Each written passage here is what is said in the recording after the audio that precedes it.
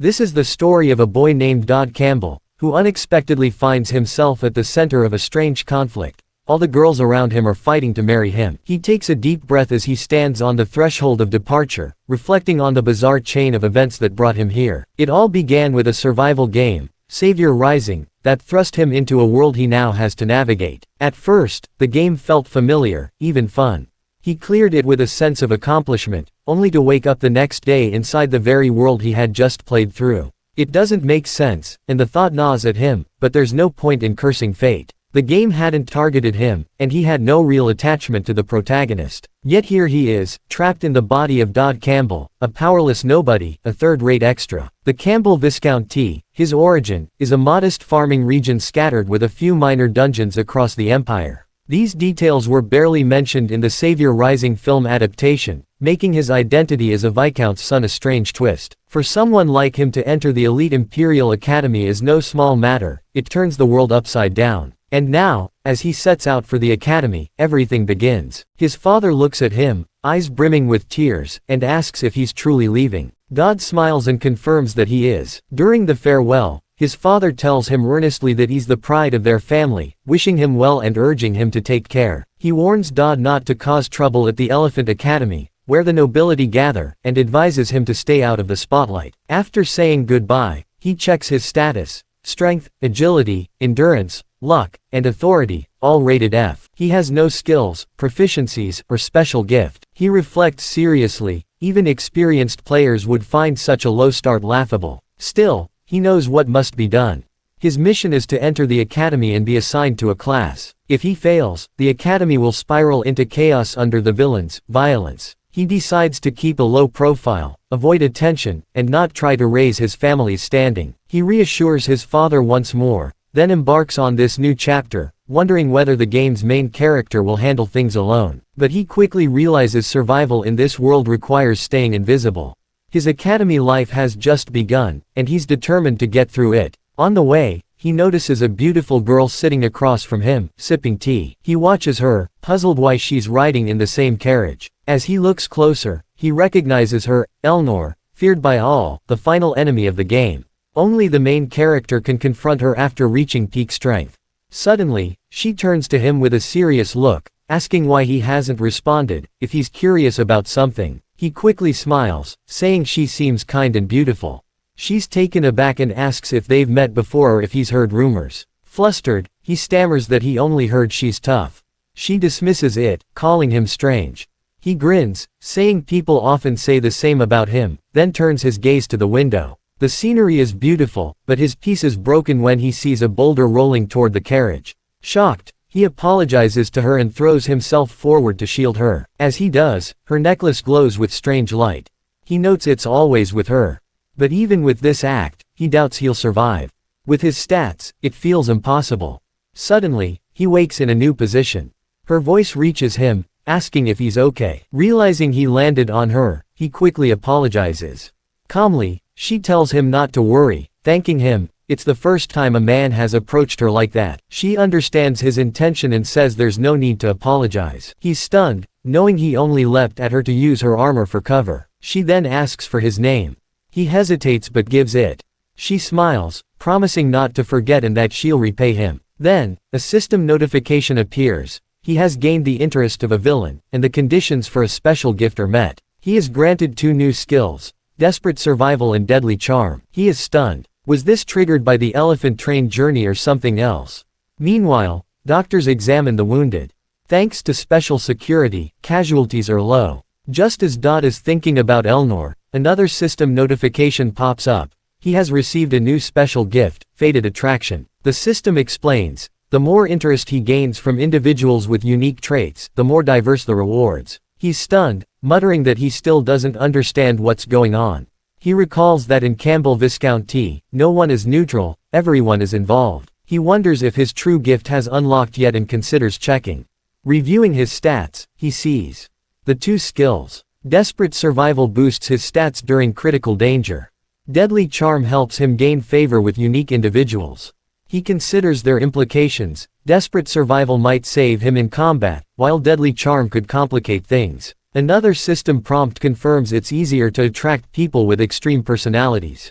He's shocked. He remembers the game's unique characters, warriors driven by bloodlust, mages lost in obsession, dangerous mercenaries. These weren't ordinary people, they were divine or unstable, capable of killing within moments. He wonders if it's wise to focus on gaining skills to survive instead. Strangely, his skill ranks are listed with unfamiliar evil tier names. He can't understand them. Lost in thought, he notices the doctor watching him. The doctor asks if he needs a detailed checkup. Daud politely declines. Soon after, they arrive at their destination. The academy leader greets them, praising the exceptional new students. Daud recalls the doctor's earlier remark about his traveling with the Tristan princess. The doctor notes he's the son of a viscount with no known ties to her. He adds that he's an alumnus of Elfant and belongs to an unknown noble family. With a serious tone, he asks Daud if he truly believes the boulder was an accident, targeting only their carriage out of many. Daud is taken aback. The doctor warns that there are many enemies of the Tristans and dukes. He advises Daud to stay away from high-ranking nobles for his own safety. At that moment, another notification appears. A trust-related event with Elnor is set for D2. With a sense of despair, Daud reflects, whether he likes it or not, he's already caught up in a world full of sharp, calculating players. It's no surprise he could end up the final enemy. Just being near someone like Elnor could mean death. His thoughts are interrupted by someone shouting his name. A group mocks him for spacing out. They call him a country boy and say everyone's already chosen rivals for spring.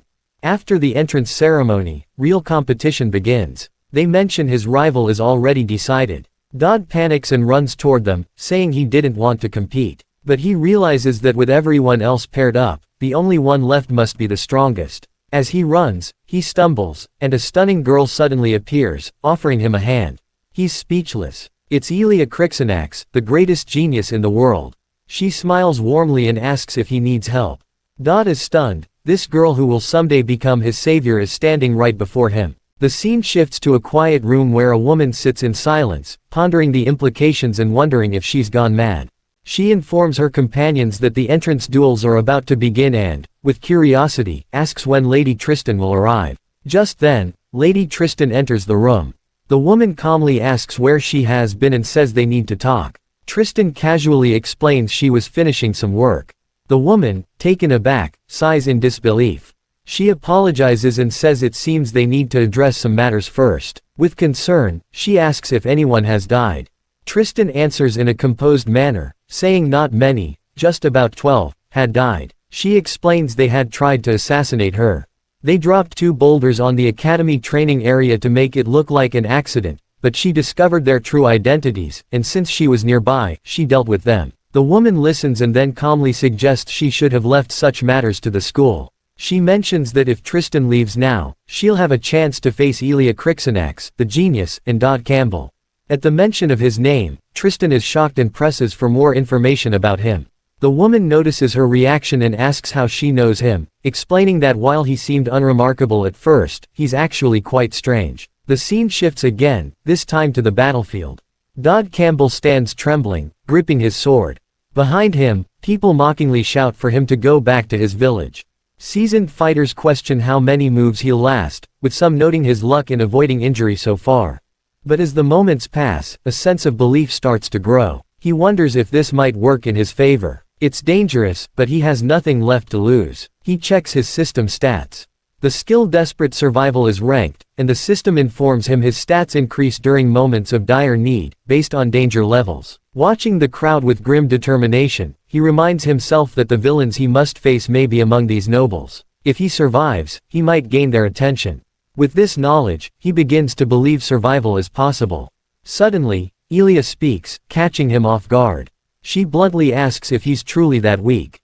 Speechless, his mind races with pressure. She says she planned to beat him badly, but seeing how fragile he looks, she might reconsider. She takes a breath and says she saw him with Lady Tristan. She admits her hatred, not just for Tristan, but for her entire house, calling them demons. He listens, realizing this isn't a simple student rivalry.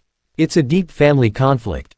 He clarifies that he merely shared a room with Tristan in passing. She reacts sharply, saying he reminds her of Tristan and irritates her, which is why she was going to hurt him. But now, she proposes pretending to fight. He considers his options and admits the idea is tempting, but if he doesn't get stronger in the next 2 days, he's doomed. The only path to survival is to make himself noticed now. He tells her to go all out. Then, testing fate, he adds that he actually likes Tristan. Shocked, she asks if he's serious. She raises her sword in anger.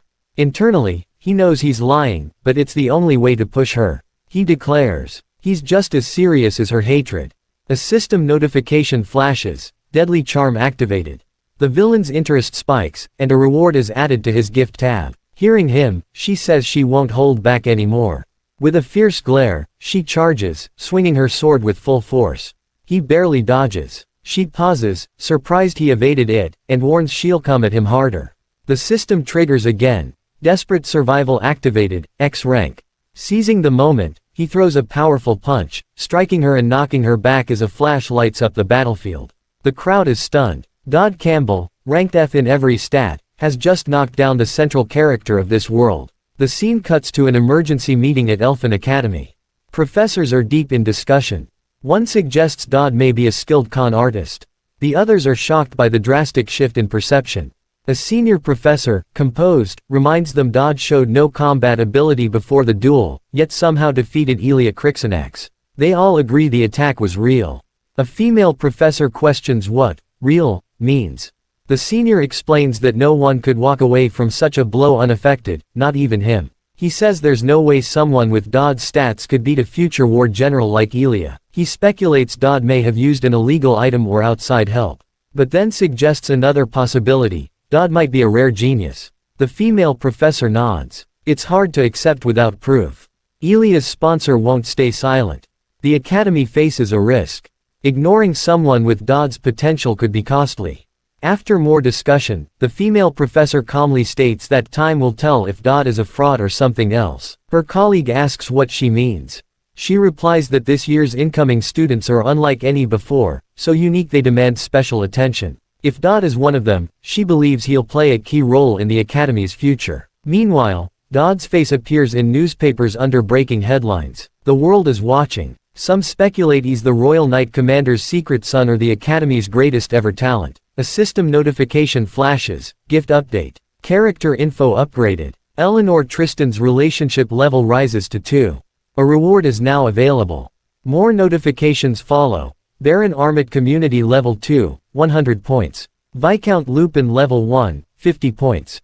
Viscount Ground level 3, 140 points. He reflects. This is how the system works. Community, then interest, then trust. Scrolling, he's surprised to find Eleanor has the highest interest level. He wonders why the game's final boss is now so focused on him. Another notification confirms he's receiving gift rewards from her. Then he's granted access to the Tristan sword technique via crates. His eyes widen. This technique belongs to the House Tristan, renowned for its swordsmanship. Another notification. Ilya's community level has reached 4, but no rewards are available. This unsettles him. Gifts come from villains with positive interest. Ilya fits neither category. Lost in thought, a knock at his door startles him. A voice asks if this is his room. It sounds familiar. The person politely requests to come in. He's stunned. Frustrated, he considers ignoring her. But her voice hardens. She warns she'll break the door down. He yells back, asking if she's lost her mind. Confirming his presence, she politely asks again to talk. Still behind the door, he asks what this is about. She calmly replies that she just wants them to understand each other a little better. Ilya walks away. She acted impulsively, chasing someone who clearly didn't want her around. She realizes how pathetic she must have seemed, trying to force a friendship when he hadn't even acknowledged her presence. There's something unsettling about the boy, something that leaves her confused and introspective. Becoming friends with someone like him isn't easy. Lost in thought, she unexpectedly bumps into Eleanor. The force knocks the packets she's holding to the ground. Without looking up, Ilya instinctively picks them up. As she does, Eleanor speaks in a calm but firm voice, noting that Ilya should have been more careful and asking if she's hurt. Before Ilya can respond, Eleanor glances at her face. In that instant, memories come rushing back, her brother telling her to run. A cold shiver runs down her spine as anger rises. She trembles slightly, unsure what to do. Her hand instinctively reaches for her sword. Eleanor's calm demeanor seems strange, she doesn't seem to sense the threat. She extends her hand for the packets, still showing no concern. Ilya watches her carefully, her mind racing. Maybe Eleanor is so confident she doesn't even see Elia as a threat. Finally, Elia hands the packets back, still deep in thought. She wonders if Eleanor is subtly saying she's harmless, but the thought passes as her mind shifts to Daud. She's baffled that he's somehow connected to someone like Eleanor. As she walks away, she casually mentions that turning right at the end of the hallway will lead to Daud Campbell's room. Eleanor stops her and sharply asks how she knows that. Confused by the hostility, Elia calmly smiles and replies she was only trying to befriend the new students. Eleanor's expression hardens. She declares that mingling with the opposite gender is forbidden for new students. Elia, surprised, asks if such a rule had ever been mentioned before. Eleanor flatly replies that she just made it, and from now on, Elia is not allowed to visit his room. Elia formally addresses her as president and apologetically asks what her relationship with him is. Walking away, Eleanor answers that he means nothing to her, but warns her to remember everything she just said. Elia's mind churns with this new information. She recalls Daud's words about his feelings for Tristan. There's more between them than she realized. She resolves to stay close to him, if only to learn more. The scene shifts to the class assignment exam, designed to evaluate every aspect of a student's ability. Daud is placed in the highest ranked group, thanks to his duel victory. Scanning the crowd, his eyes land on Elia, smiling at him. His thoughts turn serious. The exam isn't his biggest problem, it's her. He had just managed to push her away, yet here she is again, in the same group. The system sends him a notification. Elia's curiosity level has reached 5. He remembers a letter and snacks left for him the night before, wishing him luck. The announcement interrupts his thoughts. Group 1, it's your turn. He focuses, reminding himself not to overthink Elia's involvement, it's part of the main scenario. Just then, another system notification informs him of a character update. Eleanor Tristan's trust level has reached 2. A character event is about to occur. Eleanor steps forward, introducing herself as the exam's overseer. He's shocked. This doesn't feel like a coincidence. Her event was supposed to happen today, and now she's here. He thinks that if nothing happens, it'll be more than strange. The day before, professors at the academy discussed his victory. They decided that if he truly had such skill, he should be tested in the class exam, and gave authority to the student president. Now, Eleanor stands before them, instructing students to follow her to the exam location. She says the questions will be revealed once they arrive. Many speculate a great deal of preparation went into this. Quietly, they follow her. As they enter the hallway, the lights suddenly go out. Darkness fills the area. The students are stunned. Elia, sensing something, asks Eleanor if this is part of the test. Eleanor remains silent. Daud watches carefully. The entrance is sealed, and lights are gone. Then, a system notification appears. Eleanor's event has begun. He suspects this isn't a test, it's a trap. Another notification follows. Event type, assassination attempt.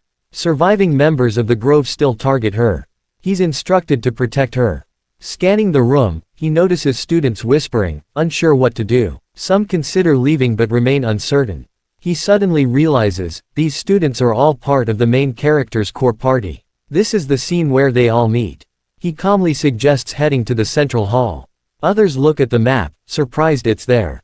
Daud explains the hall likely has supplies and emergency gear, and more importantly, space to defend against an ambush. His words make the group take notice.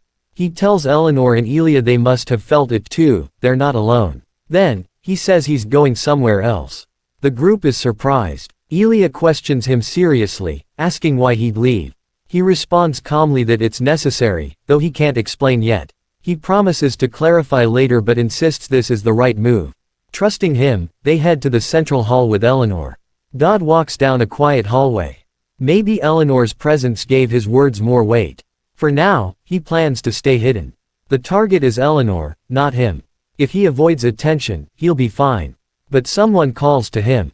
A vaguely threatening man appears, claiming he's here to fix the power issue and asking Daud to guide him, saying his vision is impaired. Just then, Daud receives another system notification. A dangerous situation is detected. On the other side, under Eleanor's leadership, the group reaches the Grand Hall.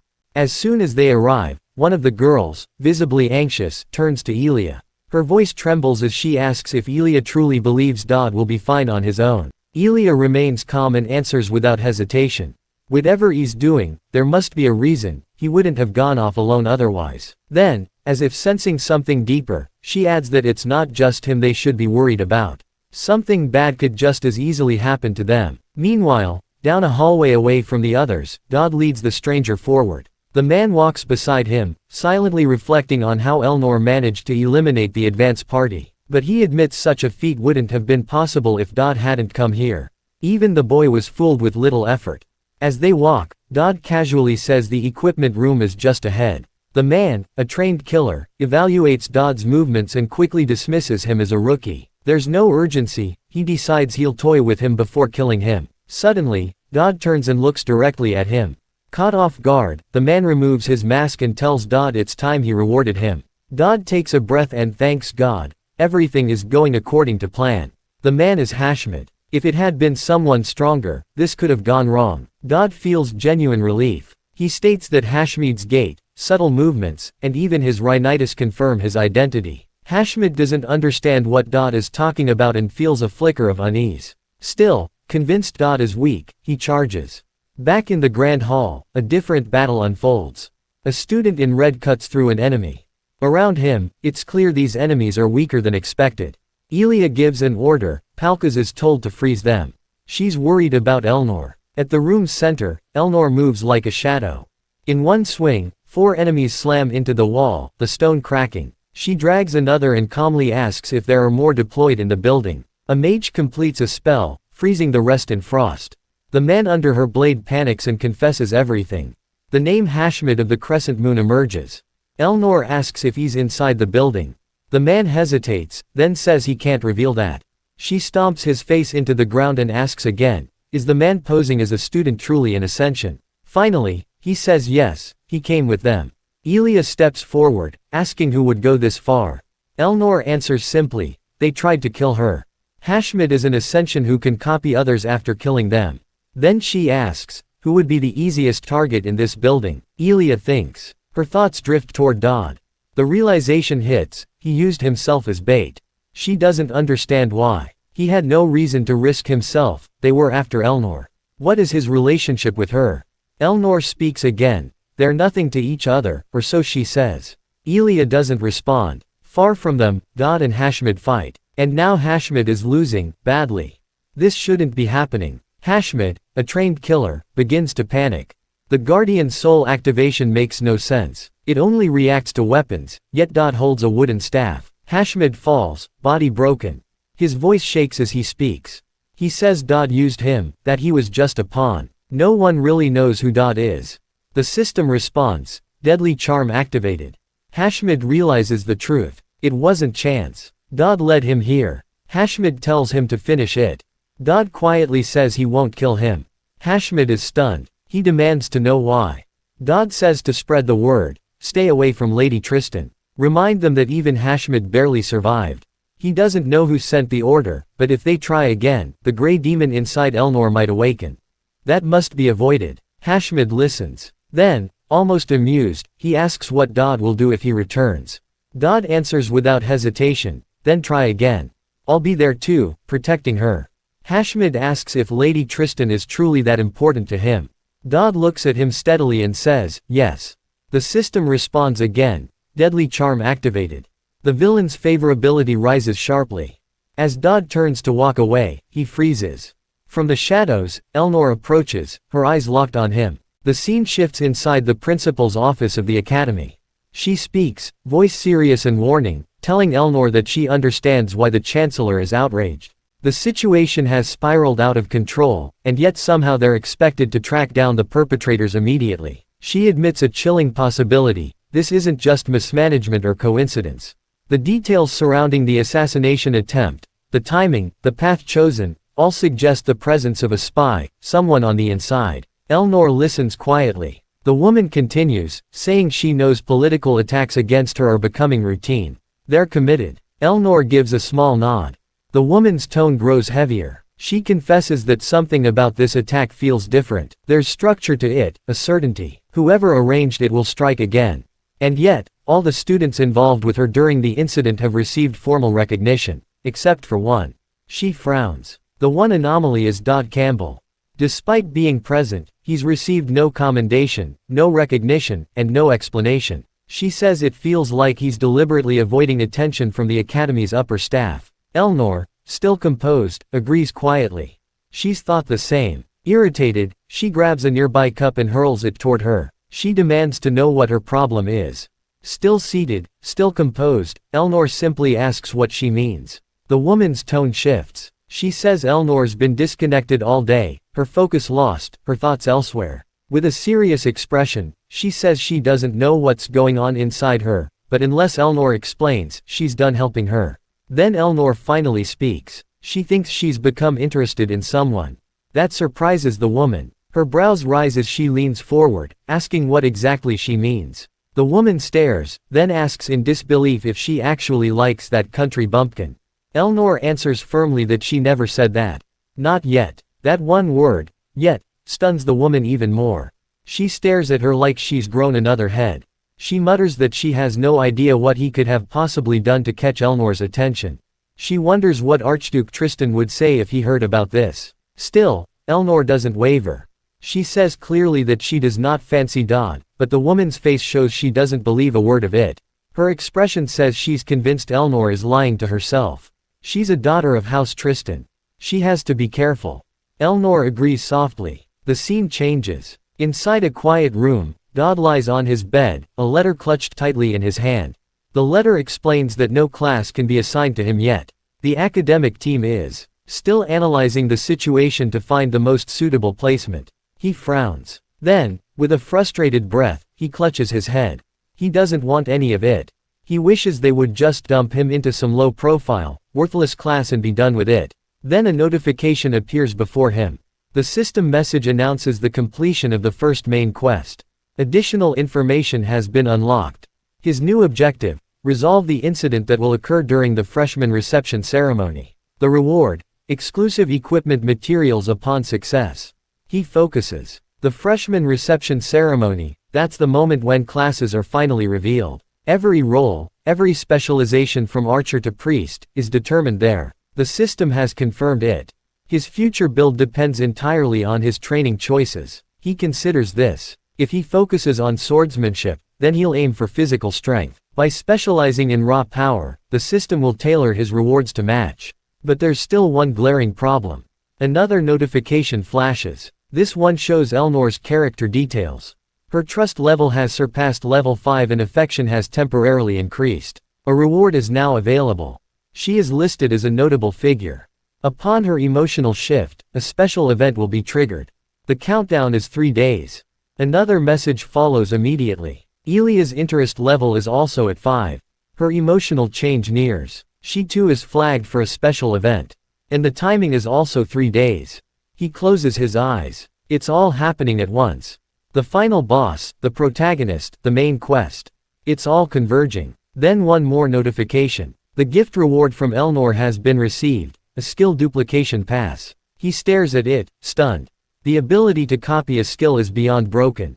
He almost laughs at how ridiculous it sounds. He thinks about using it to steal a final boss's power. He regains his calm. No, not now. Using it would be a waste. Elnor and he may be strong now, but they're only going to grow more powerful. When they gain their true absurd abilities, that's when he'll strike. For now, patience is key. Night cloaks the sky in black. Inside an old equipment warehouse, he walks carefully. A mask covers his eyes. Each step is measured. He inhales slowly. The point store is more useful than anyone could imagine. SR tryhards once called this the ultimate treasure farming spot. After bypassing every security measure, he's finally here. He begins searching. The system notifies him again. A stamina recovery biscuit, but he has a hunch it might work. He presses forward after scavenging through crates and forgotten piles. He starts collecting what he came for. Almost everything is already in his possession. All that's left now is the most important item. He digs deeper. Finally, he finds it buried under layers of old equipment. The Ultima of Divinity, a burner pulsing with ancient strength said to contain power sealed for 1,000 years. Relief floods him. He holds it close, quietly, thankful. Then he sees movement. A mountain of equipment trembles nearby. Pebbles fall. Then, from within the shifting clutter, a girl collapses. He rushes to her without hesitation.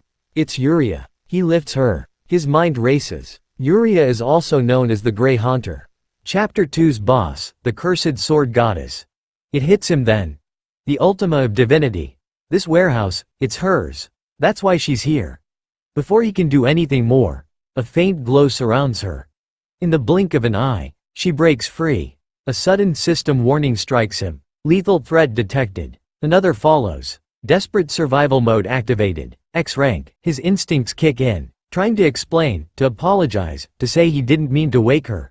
But it's too late. In a flash, the chain attached to her sword hilt spins through the air, aimed directly at him. He throws himself back. The chain misses by inches. Had he stayed still, he would have died on the spot. The ability she just used, encircling long, makes it impossible for him to get close. Even if he wanted to counter, he wouldn't have the range. And even if he had the range, the power disparity is too overwhelming. His body still trembles from residual pain. Eventually, he raises his hands in a quiet gesture of surrender, trying to ease the tension. He tries to explain that it's all a misunderstanding. She doesn't listen. Her chained weapon spins at a constant rhythm, its blade gouging into the ground with each rotation. He keeps defending himself, struggling to buy time.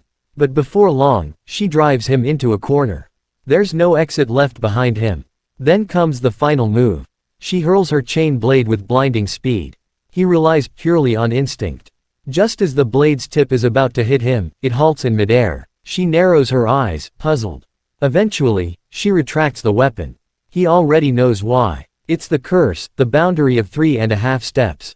Any opponent who steps within that cursed radius is destined to lose. But the condition works both ways. She herself cannot move beyond that range. That's the binding placed upon her by the weapon she carries. She grips her sword tightly. She questions whether he has the courage to take a single step forward. He doesn't answer immediately. He wonders aloud if that's what she wants, to provoke him into stepping forward so she can end it. Realization dawns on him. He can't escape. He has no other route. The place they stand in is her space, cut off from others. She has been left alone here, with nothing but her weapon and her silence. Then a small moment, he suddenly asks if she wants a biscuit. He extends his hand, holding out a few stamina recovery cookies. She studies him. The hostility doesn't vanish, but it's no longer escalating. She responds with suspicion, questioning whether he thinks food can bribe her. Without speaking again, he tosses one of the biscuits toward her. She moves. She dashes after it and acts almost mechanical in its speed. A thought stirs in his mind. Maybe she really couldn't communicate while hungry. He had come dangerously close to dying. She asks who he is and why he came. He hesitates. The truth is sharp and ugly. He came to steal, but he can't say that. So instead, he tells her he was sent to bring her food, that someone he knows asked him to look after her. This answer catches her attention. She begins to question who that someone is. He chooses silence where it matters. He then speaks again, telling her not to worry. Her sister is safe in the Holy Empire. That sentence changes her expression completely. Her eyes widen. He continues, telling her that for now the Emperor isn't paying attention to them, but it won't stay that way forever. She needs to remain hidden. He assures her of that, and then he walks away. She hails from the Holy Empire. Her presence in Elefante is due to an explicit order from the Holy Emperor. The sword she wields is infamous across continents, believed to be of demonic origin. She isn't just its wielder. She is its vessel. And because of that, she is cursed and bound by the 3.5 step rule. This is why he believes it is necessary for someone like her to be reminded that family still exists, that she hasn't been forgotten entirely. The day rolls forward. The following morning, all students gather atop a high cliff that overlooks the academy sprawl. Before them stands a professor named Ophelia. Ophelia then informs them that the freshman reception ceremony is just a few days away. On that day, every student will be required to choose both a major and a minor. The education given at the Furnace of Battle and the Great Temple is the same as what they're receiving now. As Daud stands in the crowd, he doesn't speak. He listens with quiet focus. He knows this is a tutorial event, a designed segment to explain the mechanics and world structure. After a while, another student steps forward and points at the horizon. He asks whether that glowing land in the distance is the White Zone. Ophelia pauses. She reflects. Then she confirms that yes, it is the White Zone. She warns everyone that it is a forbidden region. Entry without authorization will bring punishment. Daud's gaze lingers. That place is not ordinary. It is where the divine clashed with the damned, heaven and hell, gods and demons. Messengers and warriors empowered by the divine sealed the demons there.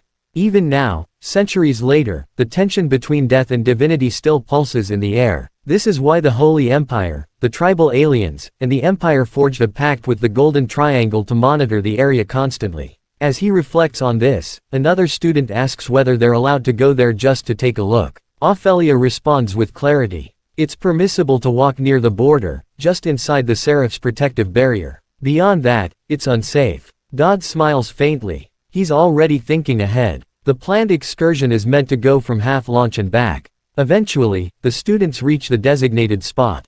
Ophelia announces that they'll eat lunch here. Daud stays quiet. The divine protection is what makes this proximity possible. He eventually walks to her, asking politely if he may eat alone. He explains that he feels uncomfortable around the others. She studies him. She's aware of the whispers, of what others have been saying about him. She gives him a warning not to go too far, it could be dangerous. Daud nods and walks away. Some students mutter, sneering. They think the country boy is getting full of himself. Unbothered, Daud begins to set up. His preparations are methodical. Finally, he lights them. A violet smoke begins to rise.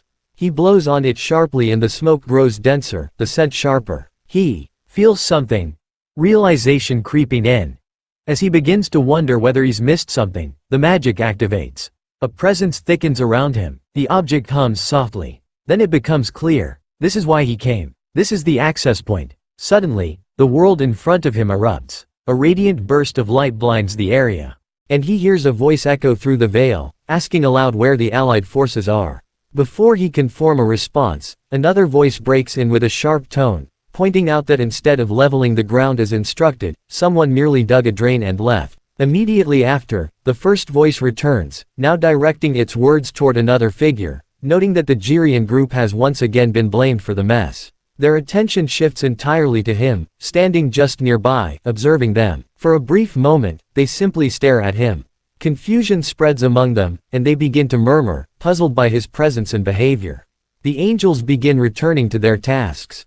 One attempts to take a brief rest, only to be met with irritation from his partner, who scolds him and demands to know why his shovel isn't moving. Both resume work quickly, although one of them grins, amused that he is still watching. A voice from the side barks out an instruction, insisting that the task is not yet finished and that they should stop digging inward and begin spreading the soil outward. A truck rolls into the area. The angel in the driver's seat announces the arrival of the holy mud bricks and urges everyone to start unloading quickly. Voices rise in response, asking how many bricks there are. The driver replies bluntly, they're practically infinite. In another corner, a bald angel raises his voice, scolding the others and demanding they observe how hard their seniors are working. A curly-haired angel, flustered, jumps into action to catch up. A younger angel passes a brick to his captain and asks innocently if the food shipment has arrived yet. The captain apologizes, explaining that the delivery vehicle broke down and is under repair. For now, they'll have to wait. Daud watches from his place apart, still taking in the bizarre turn of events. He fixes his gaze on one of the junior angels and starts to understand why angels do not simply descend whenever they want. It becomes increasingly clear to him that these beings operate under a strict order. Their world is a military system, disciplined, hierarchical, and bound by chains of command. Lost in these thoughts, he is suddenly faced with a large spread of food placed before him. There's a variety of items, more than he had expected. Gratitude stirs in him, and he quietly thanks the angels in his heart. As he begins to eat, he notices whispers rising among them.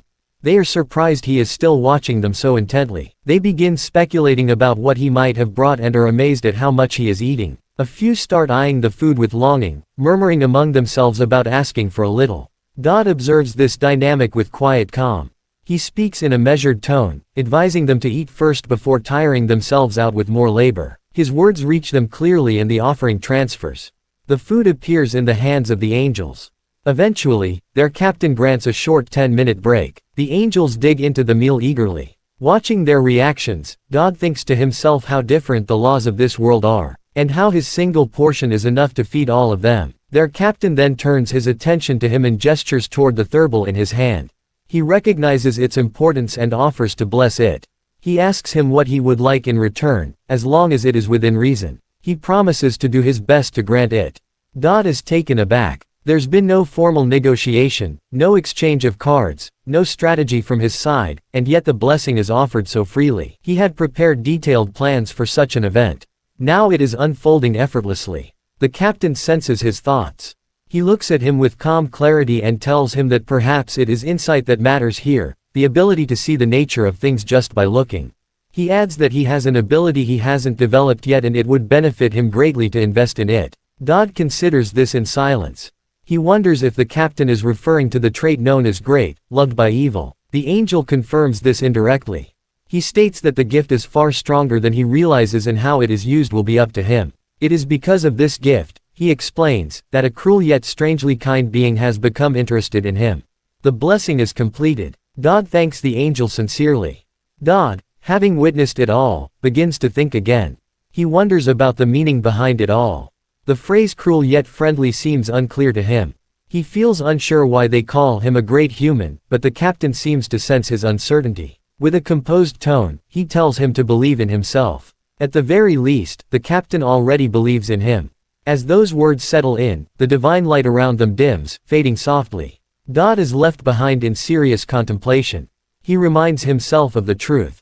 He's not chasing glory. He's trying to survive. The angel's advice echoes in his thoughts and he chooses to take it seriously. He opens his system interface wanting to see what blessing he has received. There it is, Ultrima of Divinity C+, a divine gift from the higher beings of this realm. It contains two core abilities. The first is Aestheticism C. It lets him convert excess conditions into temporary constitution using a small amount of mana. The second is Protective Shield. It consumes a little mana to generate a single-use shield that boosts constitution. He studies both carefully. They're useful. Constitution ties to survival, and his unique condition improves his other stats through survival. These gifts are valuable, but one problem remains: mana. Even the smallest amount is out of reach for now. He has no traits connected to it. That's the reality. So, he makes his decision. Until he can use mana, he will rely entirely on strategic planning. That was the whole reason he came here in the first place. The scene shifts. He now stands among the students at the academy. Though quiet, his mind is racing. He is turning over strategies again and again.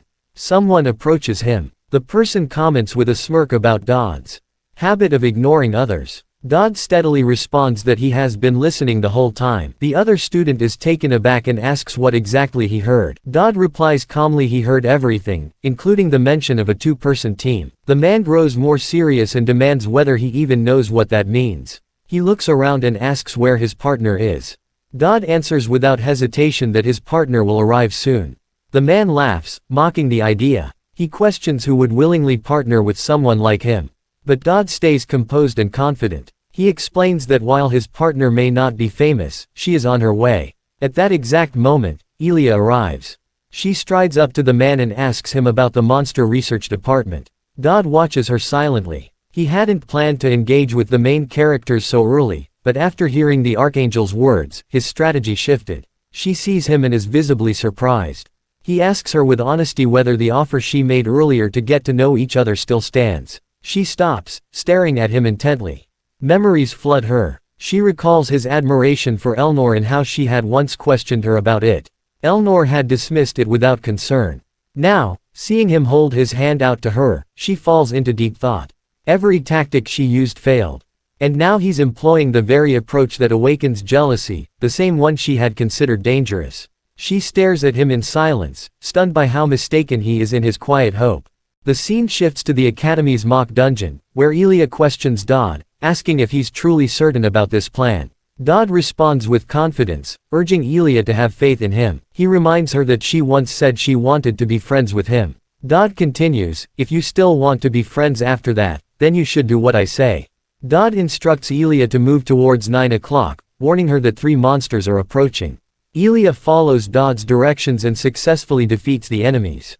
Then Daud alerts her that 2 more monsters are descending from the ceiling. 2 bat-like creatures begin to swoop down, and Daud quickly informs Elia that their weak point is their neck. She should aim for their bodies rather than their wings. Elia executes the plan, striking down the bats. Frustrated, she demands that Daud stop bossing her around and come help, but Daud calmly refuses. No, he says before explaining that 2 daggers will soon fly at her from the left and right. You can deflect them. Just hold out for 10 seconds. Hearing this, Ilya blocks the incoming daggers.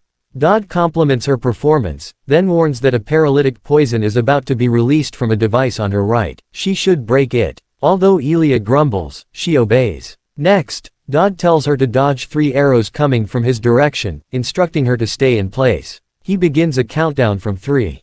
After that, he alerts her of an attack coming from behind. Shocked, Ilya spins around and narrowly blocks a strike from a golem. Angrily, she says, "If you knew all this, wouldn't it be faster if you helped me instead?" Daud remains silent, but his thoughts reveal the truth. He wants to help, but he can't. He's merely an extra with frank stats across the board. His skill, Desperate Survival, only activates in life-threatening situations. But this mock dungeon is filled with artificial beasts executing pre-programmed actions. There's no real danger here, and his ability is useless. Since Desperate Survival isn't an all-powerful skill, Daud must raise his stats quickly. Ilya, still fuming, charges toward him sarcastically, calling him Master Daud. Daud wonders if he's been too harsh, but then Ilya slays a monster that was about to ambush him from behind. He's taken aback. At that moment, the system announces that Ilya has achieved an incredible feat. She has broken the previous record. Surprised, Ilya asks Daud what just happened. "I fought alone, and this stage is meant for 2. How did I break a record?" Daud silently reflects that despite appearances, he's a tryhard when it comes to this game. Out loud, he brushes it off, saying, "We just got lucky." He then warns her that the next area will be tougher, but encourages her to keep going. Ilya looks even more frustrated. Meanwhile, in another room, someone is watching their progress. The observer comments, "They're doing pretty well." This figure is revealed to be Percy, the Dean of Spellcraft. Percy remarks that she might need to allocate more funding to mock battles next year. She then turns to Conrad, asking for his thoughts. Conrad inquires if the dungeon was designed by the department. Another professor nervously confirms that it was. Conrad notes, "Then I must have gotten lucky. The one I've been watching closely is doing well." Percy assumes he's referring to Ilya, but Conrad corrects her. "Not Ilya. I'm talking about Daud Campbell." Percy looks surprised. Daud. He's a con artist. Isn't he just riding the coattails of the warrior candidate? Conrad disagrees. She would have never broken that record on her own. When Percy presses him, asking why he's suddenly picking a fight, Conrad explains, anyone can see Ilya is strong in taking the lead. But Daud is the key. His partner's positioning, the way he issues commands at perfect timing, his ability to follow up, every move he makes shows impeccable judgment. Conrad silently thinks that Daud's actions seem almost too perfect, as if he's fought through thousands of battles before. He then proposes a bet. Picking up the microphone, Conrad introduces himself to Daud and Ilya, saying he has taken an interest in their performance. He adds that he and Percy, the Dean of Spellcraft, have decided to make a wager. The bet, Conrad explains, is whether or not the 2 of you can break the record we set back when we were freshmen. If you succeed, you'll earn the right to make one request of Dean Percy. Hearing this, Percy grows frustrated and wonders why Conrad would go to such lengths. Nevertheless, Conrad turns to Daud and Ilya, stating that if they feel pressured, he won't force them to proceed. "Your current achievement is already an incredible feat," he says. "This request is nearly impossible to begin with." However, Daud responds confidently, "Obviously. I can handle that much." Ilya, caught off guard by his assurance, looks at him in surprise. Seeing Daud's unwavering confidence, Percy becomes visibly irritated. Conrad, undeterred, declares that he's placing his bet on Daud and Ilya's success. And with that, the test begins. The scene shifts to a training ground where a brown-haired woman addresses Elnor. "I get that you come here to clear your head," she says, "but lately, you've been overdoing it. Is something wrong?" Elnor, panting, simply asks the woman for some water. As the woman hands her a bottle, Elnor explains, "There's something I've been trying to remember." Curious, the woman asks, "What is it you're trying to recall?" "When I was a child," Elnor begins, "my mother taught me these moves. I can't remember them clearly, so I've been going through them again from the start." As Elnor drinks, her mind wanders. A demon lives in the Tristan bloodline. This dark rumor, passed down in whispers, bears 2 interpretations. Is it something serious? The woman asks gently. Elnor shakes her head. "It's nothing to worry about. I don't think much of it now." "If you say so," the woman replies, trailing off for a moment before adding, "Then I guess I can go ahead and tell you." "Why are you being so hesitant?" Elnor asks. I told you. Nothing's going to bother me right now. The woman hesitates no longer. Daud Campbell is currently working under the next term's warrior candidate. That grabs Elnor's attention. The woman continues, I'm talking about Elia Crixanax. The same girl who fought Daud earlier. You mean those two teamed up? Elnor asks, narrowing her eyes. The woman nods. Most likely because the mock battles require teams of two. Elnor lets out a long breath and turns her gaze toward the horizon. Take me to them. The woman looks puzzled. Wait, didn't you just say you don't think anything of it? The scene shifts to the mock battle dungeon where Elia asks Daud what he plans to do. She acknowledges that while Daud is clearly skilled, challenging the all-time record seems excessive. Is it really worth it? She questions. Daud responds simply, yes. Elia, taken aback by his self-confidence, asks if he has a solid reason for doing this. Daud, thinking to himself, knows he can't tell her the real reason, that artificial monsters follow consistent movement patterns, making it easier to target their weak points. Instead, he looks at her and says, because you're here with me. Elia scoffs. I can't believe you. Just then, Conrad asks if they're ready. Daud replies confidently, we've been ready. Conrad informs them that the difficulty level of the final section can be adjusted. Without hesitation, Daud tells him to set it to the highest level. Percy, now clearly frustrated, mutters that she can't believe these freshmen. Still, Daud insists there's value in taking the risk. Conrad agrees and initiates the challenge. Daud turns to Elia. Don't be nervous, he tells her. We're just getting started. Back in the professor's room, Percy sips her tea, visibly annoyed. I can't believe Conrad, she mutters. Conrad chuckles. You're acting like this is new. Didn't we do the same thing with our last freshman class? Percy replies, that was entirely different. These students could get seriously hurt. Conrad remains calm. We'll see. I'm sure Daud has a reason for his confidence. And if it gets too dangerous, we'll step in and save them. Inside the dungeon, the monsters rush Daud and Elia in unison. The highest level has been activated. Conrad announces, time to prove yourselves. Frustrated but determined, Elia yells, let's go, Daud. Daud then receives a system notification, danger detected. As the monsters close in, another window pops up. Threat level, classified as life-threatening. Instantly, Daud activates his skill and, with one clean strike, takes down a monster. That's it, Conrad shouts. That's what I was waiting for. Did you see that? Percy is stunned by his outburst. Watching Daud in action, Elia thinks to herself, I knew it. He had a plan all along. Percy, shocked, mutters, so, he was pretending earlier. Daud then charges forward with incredible speed, taking down monsters one after another. I don't blame you, Conrad tells Percy. I'd have reacted the same if I hadn't seen Daud's transformation myself. As the battle progresses, both the monsters and Daud will continue evolving. They'll grow together. Percy is left speechless. We then see Elia and Daud fighting side by side. Elia gets pushed back by a powerful strike but manages to block it. She calls out to Daud. He immediately responds, leaping into the air and using the Tristan sword technique, level. With multiple swift strikes, he defeats the monster. Suddenly, an announcement rings out. Congratulations, Daud Campbell and Elia Crixanax. You have broken the all-time record. But the celebration is short-lived. A surviving monster rises behind Daud, preparing to strike. At the last second, Conrad intervenes, taking the monster down and saving Daud. It looks like Daud has set an unbreakable record, one that may last for years, Conrad says. Who would have thought a freshman could clear Elfonte's artificial monsters like they were nothing? Elia lights up upon seeing Professor Conrad.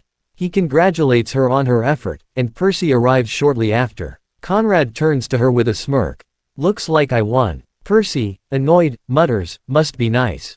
Later that day, Daud and Elia receive a document entitling them to rent one item from the Vision Warehouse and granting them the right to request a favor from the Dean of Spellcraft. Elia is amazed. Daud, however, downplays it, saying, isn't this something any freshman can access? Elia shakes her head. I've noticed something about you, Daud.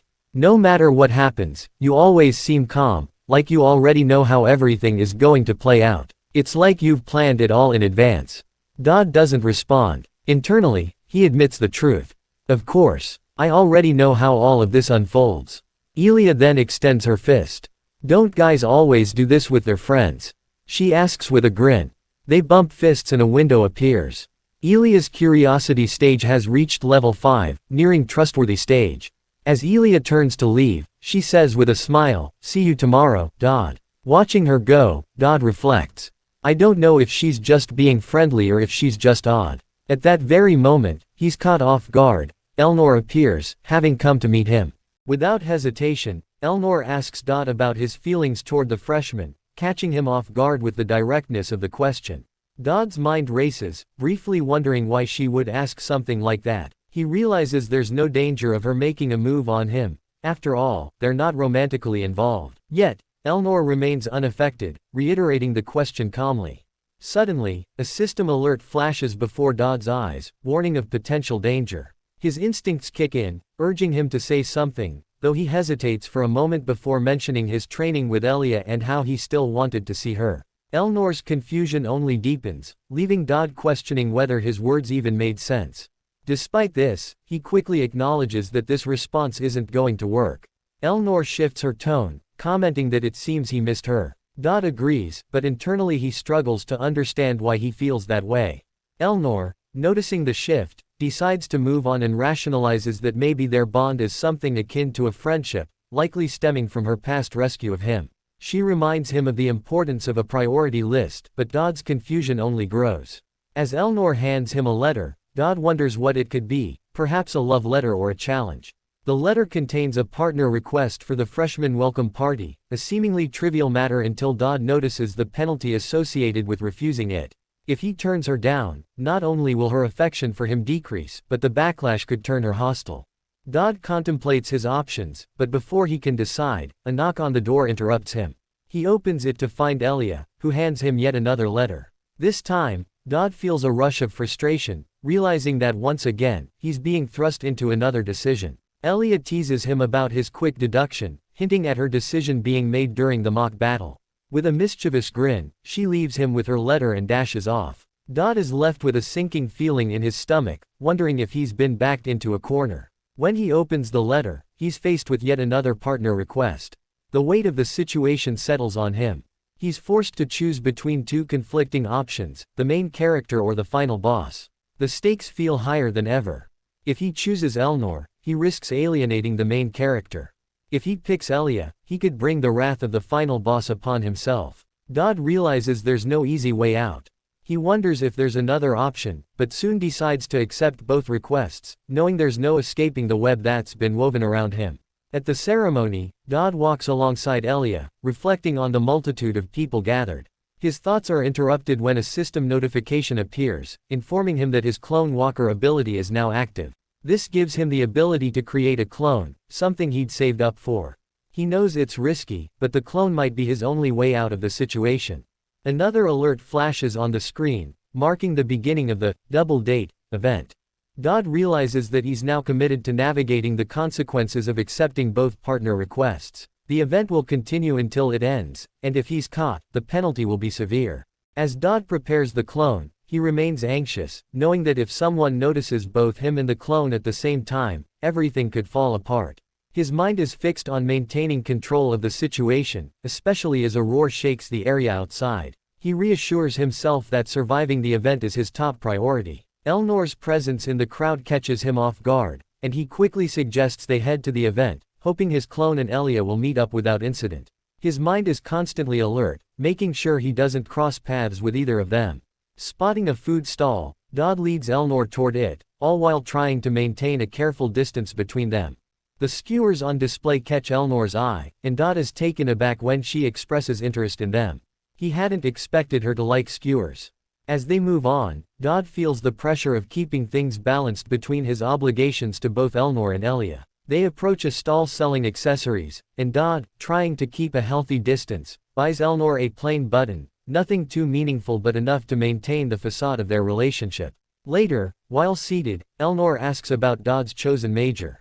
His answer about theology catches her by surprise. She suggests he reconsider, pointing out his potential for the Knights. But Daud's reason for choosing theology is rooted in a deeper purpose, one that involves protecting something precious to him. Elnor presses him, intrigued by his desire to learn more about theology, and Daud reveals that it's connected to the secret society incident he's been involved with. She seems to understand, especially when she brings up the curse tied to his bloodline, the Tristan family curse that drives its members to madness. Daud acknowledges her knowledge of the curse, mentioning that the angel's blessing is the only way to escape its effects. Elnor seems to piece everything together and wonders aloud how Daud manages to stay so close to her despite the dangers surrounding him. Daud's response is simple: he wants to protect her, and he knows that if he doesn't, he will die. Elnor digests this information silently, before finally acknowledging the truth in his words. She recognizes him as a strange, yet honest, person. Daud hopes that his full honesty has at least answered her lingering questions. The scene shifts to Elia, who is walking with Daud's clone. As they move through the area, Elia reflects on her desire to get closer to Daud. She's still uncertain about how to approach him, given the secrets of the Tristan family that she wants to uncover. Their path leads them to the basement, where they discover that some of the monsters being used for Academy research are not properly restrained. The realization shocks Elia, and before she can react, an explosion shakes the area. The clone steps in front of her, protecting her from the blast. The real Daud, along with Elnor, also feels the tremors, but Daud stays focused on the mission ahead. Meanwhile, the clone and Elia are forced to contend with a new danger as monsters begin to break free from their cages. Elia, though exhausted, prepares herself to protect the clone. A system alert pops up, notifying Daud of the dangerous situation unfolding and the consequences if the monsters aren't dealt with quickly. Daud rushes to the basement to confront the threat. He tells Elnor to find one of the priests while he heads to the basement to help. In the basement, Daud and his clone team up with Elia, who's already dealing with some of the escaped monsters. The situation becomes dire when they realize a particularly large bear-type monster is still on the loose. Elia takes a moment to rest, but Daud pushes on, knowing that the main scenario must take priority. On the first floor, a massive bear monster breaks through the barriers set up by the professors. The students panic as the barrier cracks, and the priest reports that neither the chancellor nor Professor Conrad is present to intervene.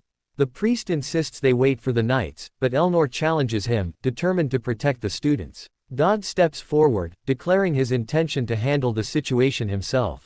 His resolve shocks both Elnor and the priest. Daud charges forward, activating a new skill, combining divine energy with his rosary. He stands firm as the bear monster attacks, using his holy shield to block its strikes. The onlookers are stunned by his display of divine power. The bear continues its assault, but Daud holds the line, preventing the monster from breaking through his barrier. Elnor watches in amazement, her doubts about Daud's hidden potential slowly fading. Even the priest, who has spent years training for this kind of power, cannot believe what he's witnessing. Daud is unfazed by the chaos around him. His focus remains on protecting those around him and ensuring the barrier holds long enough for the knights to arrive. Elia appears unexpectedly, knocking the priest aside. Elnor watches her in surprise as Elia catches her breath. She quickly dismisses the priest's presence, expressing her frustration over the lack of efficiency and questioning the limits of Daud's use of the angel's blessing. Her confusion grows when she considers that Daud isn't even a priest, and yet he's wielding divine power in a way that seems impossible for someone without years of formal training. As she prepared to leave, Conrad stopped her, insinuating she merely wanted to stay close to Daud. Taken aback, Elnor denied it, claiming she didn't want Daud to be alone with the warrior candidate due to the potential risks. She requested permission to monitor them. Conrad, dismissive, threatened expulsion rather than inclusion. Elnor fell silent. Elsewhere in the forest, the priest Trisha observed a tense atmosphere. A red-haired student commented on the unusual presence of strong monsters, suggesting that something nearby was drawing them. Another speculated that rare minerals in the area could be collected for better scores. At that moment, Elia was seen battling monsters alone. Trisha noticed the dark emotions surrounding her. Although Elia didn't express it outwardly, Trisha could sense her anger. Trisha approached and asked Elia how she'd been. Elia, forcing a smile, replied that nothing much was happening. Trisha gently offered help if anything was troubling her. Elia brushed it off, claiming nothing was wrong, though Trisha remained concerned that the girl's emotions might eventually overwhelm her. Trisha reassured her she could see through the facade. Sighing, Elia admitted she couldn't hide anything from her and finally opened up. It was Daud Campbell. He'd been distancing himself, despite her only wanting to be friends. Trisha acknowledged the source of Elia's pain. Elia explained that their shared experiences made the separation feel unnecessary and hurtful. Trisha offered a different perspective. Daud, from a humble background, might be trying to protect Elia's reputation, not sabotage their bond. She explained that public association with someone like him could spark damaging rumors, especially when linked to a warrior candidate. Elia was stunned by the possibility that his distancing was a protective act. Trisha confirmed it, suggesting that until Daud earned a stronger reputation, he might keep his distance, though it didn't mean he valued Elia any less. Elia quietly accepted this. Meanwhile, Daud was fleeing through the forest, pursued by Talion, whose fury had reached dangerous levels. A system window displayed various effects from Talion's emotional state. Talion launched a spear attack, demanding that Daud stop running and face him, complaining that Daud kept stealing the final hits during battle. Daud proposed splitting the rewards evenly, but Talion, incensed, attacked again. Daud retreated, gathering his aura. Talion activated a powerful technique and hurled his spear with deadly force. Just before it struck, Elia intervened, shattering the weapon midair with her sword. With fury in her eyes, she warned Talion to stay away from her friend. Talion, surprised by her sudden appearance, tried to brush it off with casual remarks. But Elia corrected him coldly, reminding him this was the first time they'd met since he lost to her. Daud, startled, wondered how Elia had even arrived there. Talion nervously greeted her, but Elia demanded to know what he was doing to Daud. When he fumbled for an excuse, she kicked him to the ground, stating she wasn't interested in hearing justifications. Talion asked why someone like her would defend someone like Daud. Elia cut him off sharply, stating her associations were none of his concern. Daud attempted to de-escalate the situation, but Elia continued, expressing her contempt for those who attacked others out of insecurity. Talion, flustered, accused Daud of deceiving everyone to teach them a lesson. Daud was shocked. Talion had figured something out. Yet, Talion also believed Daud wouldn't be cruel without reason. Elia threatened to knock him out again, causing Talion to panic. Realizing the truth, he apologized to Daud, promising not to bother him again. Elia, now satisfied, told him to behave, and left without a word to Daud. Watching her go, Daud thought to himself that the warrior candidate really knew how to shut people down. He wondered if they were still friends. For now, he decided, they were. Shaking his head, Daud reminded himself to get his assignment graded. Soon, he ran into Trisha, who introduced herself. Daud recognized her as Elia's friend.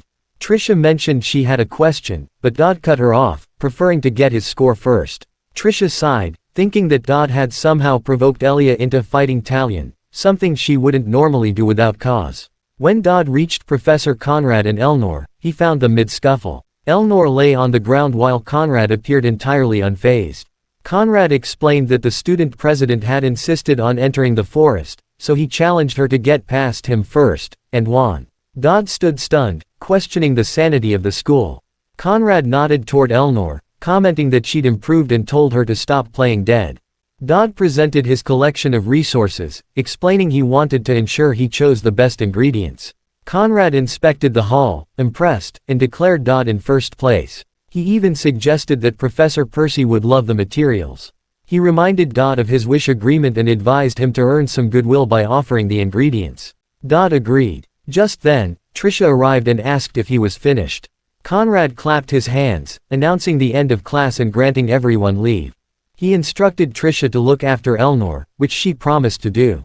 Before Daud could leave, Trisha warned him to be careful with Elia. Too much kindness could destabilize her, given how emotionally invested she was. Daud appreciated the warning, though admitted it also scared him. He promised to do his best, then walked away. Trisha knelt beside Elnor, beginning to heal her, all the while thinking that Daud needed to tread carefully. Elia might not realize it, but Trisha knew how close she was to going too far. The scene shifted to the spellcraft department, where Daud approached Professor Percy and declared his intent to use his wish. Percy, surprised, raised an eyebrow. Daud confirmed it was necessary and addressed her as the goddess of spellcraft. Percy, exasperated by the flattery, insisted she wasn't in the mood for anything complicated. Daud assured her that she wouldn't be handling the burden alone. Percy argued no one would need to do anything if Daud didn't make wishes to begin with. Daud, reflecting on the challenges ahead, knew he needed to be prepared for the Purifier boss fight. Percy revealed that Chancellor Atlante had asked her to assist him, as long as his wish wasn't malicious. She asked what he wanted. Before he could answer, a system window appeared. Elia's gift reward, 500 points and 1 seed of evil. These could be exchanged for special skills, and the list of purchasable abilities had been updated.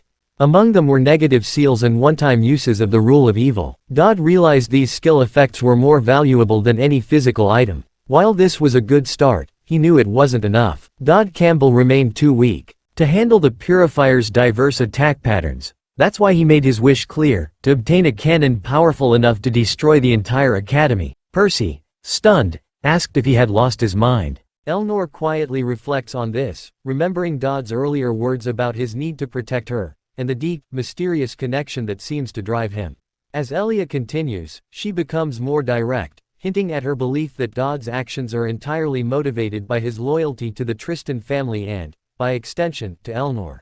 The realization strikes Elnor: Daud's actions are inexplicable to her, and he remains an enigma. As the bear monster pushes Daud back, everyone is stunned when Elnor suddenly activates her aura and charges straight toward it. With a single strike, she sends the beast flying into the wall. Daud watches in surprise, but the bear quickly recovers and retaliates. Elnor braces herself, preparing to unleash the Tristan sword technique. Daud recognizes her stance and realizes she's about to use a technique far beyond anything he can do. Elnor's attack lands, and though the monster barely endures, she follows up immediately with another strike, bringing the beast to the ground. Daud watches in awe, recognizing that Elnor's technique is leagues beyond his own. This isn't supposed to happen, he thinks. Elnor never got involved in these events in the original story. A system notification appears: monster subjugation complete. Casualties 0. Knight's arrival in 30 seconds. Daud reflects on the professor's earlier decision to give the Tristan family control over the monsters. Elnor's intervention could be seen as her accepting the failure of her family's management, but Daud knows better than to assume she's playing a political game. His focus shifts back to the quest at hand, and he begins guiding the students to safety. Elnor confirms that everyone is safe, but just as she's about to conclude the situation, the bear monster rises again and lunges at her from behind. Daud shouts a warning and, without hesitation, activates the angel's blessing once more to block the strike. The blessing holds, but the strain is too much, and moments later, Daud collapses. The scene shifts to a quiet room where Daud slowly regains consciousness. Chancellor Atalante is seated beside him. Her presence is disorienting. Atalante, the immortal who's lived for 1,000 years, visiting him seems impossible. Daud immediately inquires about the monster and Elnor. Atalante reassures him that both the monster has been defeated and Elnor is safe, along with all the students. Despite her calm words, Daud remains unsettled by Atalante's visit. Atalante tells him there's both bad news and worse news. Daud opts for the bad news first. Atalante informs him that he's drawing far more attention than any academy student ever has. His involvement in one disaster after another has made him a magnet for misfortune, and with his luck, it's not likely to stop. Internally, Daud wonders why all of this seems to keep happening to him when he never wanted any of it. The worst news comes soon after. Atalante presses on, asking how much Daud knows about the demon. His lack of concern surprises her, but Daud responds with careful indifference, aware that revealing too much could lead to unpredictable consequences. Atalante suggests that the powers behind the scenes are doing everything they can to recruit talent, even at great cost. This, Daud realizes, is why he's been dragged into the web of political maneuvering. Atalante then presents him with a seal, the seal of the Purifiers. She explains that it's connected to an underground organization worshipping demons, with plans to summon them and bring about the world's destruction. Both the failed assassination attempt on Elnor and the monster incident were believed to be their doing, with the Tristan family as their primary target. Atalante's words weigh heavily on Daud as she warns that the Purifiers' actions might not stop there. Atalante hands Daud an interdimensional key, an object capable of opening doors to other worlds. Daud recognizes it immediately. Atalante challenges him to show his progress, hinting that if he succeeds, more rewards will come his way. She instructs him to keep their conversation secret, and Daud nods in agreement. Atalante then asks about the situation with Elnor and Elia. Daud, reluctantly, confirms that everything is fine between them. Atalante smiles faintly, but Daud senses there's more to her question than she's letting on. She hints that the world might end if their relationships falter, a cryptic warning that leaves Daud unsettled. Later, Daud reflects on the conversation, wondering why Atalante would provide him with such a powerful object, something that shouldn't be obtainable by a player. Something isn't right with the main scenario. Just then, Professor Conrad enters, handing Daud an assignment that takes him by surprise. Despite not having a formal class yet, Daud is now to join Elnor and Elia in class. This new development sends a chill down his spine. The stakes are rising, and Daud realizes that the world might very well be nearing its end. The scene shifts to the classroom, where the instructor begins a lecture on the fundamentals of combat. As the discussion veers into theory, Elnor questions the relevance of the material, suggesting that practical skills like archery should be given more attention. Elia, on the other hand, defends the professor's approach, arguing that a swordsman can avoid danger with proper training. The debate intensifies, with Elnor challenging the practicality of such theoretical approaches. The professor grows nervous as the tension builds between the two. Sitting between Elnor and Elia, Daud grows increasingly uncomfortable as the two continue their argument. Eventually, Elia's sharp words cut through the tension, and Daud is forced to intervene, asking if they could just continue with the lecture. Elnor and Elia sit down, their exchange unresolved but momentarily quelled. In the midst of this, a system notification appears, indicating that Elnor's trust level has reached level 5, and her affection level has increased. Daud receives a reward for her increased trust. Tristan's sword technique basic proficiency increased to 58%. This grants him new skills that complement the Tristan sword style. He realizes these two skills are highly compatible, a powerful combination that only Elnor could use so effectively. Another system message follows. Elia's curiosity level has reached level 5. Her reward is the rule of evil, which grants her the ability to exert influence over good-aligned individuals. This allows her to compel them to fulfill one request. Daud wonders what this means, and the implications of such power seem increasingly ominous. The scene shifts again, this time to a survival training exercise in a forest clearing. Professor Conrad gives the students a challenge to retrieve something he would appreciate from the forest in 10 minutes. As the countdown begins, Daud's mind races, contemplating the system's cryptic messages and what he should do with the newfound power at his disposal. Elia approaches him and suggests they team up, but Daud hesitates, unsure how to respond. He brushes her off, but Elia, smiling, reassures him that she considers him a friend. However, Daud is left wondering if he's pushing her away for reasons he doesn't fully understand. As a female priest watches them with a disapproving gaze, Daud reflects on how he's inadvertently upset Elia. Before he can dwell on it, a student named Talion Armand approaches him with a pointed question about his relationship with Elia. Daud senses something off about Talion and realizes that the tension between them is only just beginning. A system notification confirms that Daud has fulfilled the conditions for the rule of evil. Talion Armand has become enraged due to Daud's influence. The idea of manipulating others with this power becomes a chilling possibility. Daud, standing tall, locks eyes with Talion and responds with a biting remark that only deepens the animosity. Talion, visibly enraged, storms off. As Talion's anger swells, Daud wonders just how far this twisted game will take him. Frustrated, Talion turned to Daud and proposed a bet. Whoever scored higher on the assignment would win. Daud, smiling inwardly, thought it was perfect.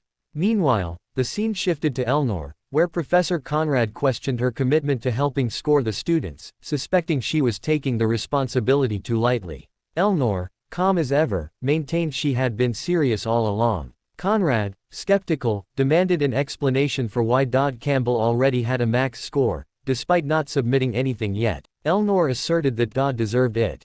When Conrad challenged her reasoning, suggesting dissatisfaction with his own scoring, Elnor folded her arms and asked him to consider her perspective. She offered to observe Daud directly and justify her assessment, confident it would clarify her stance.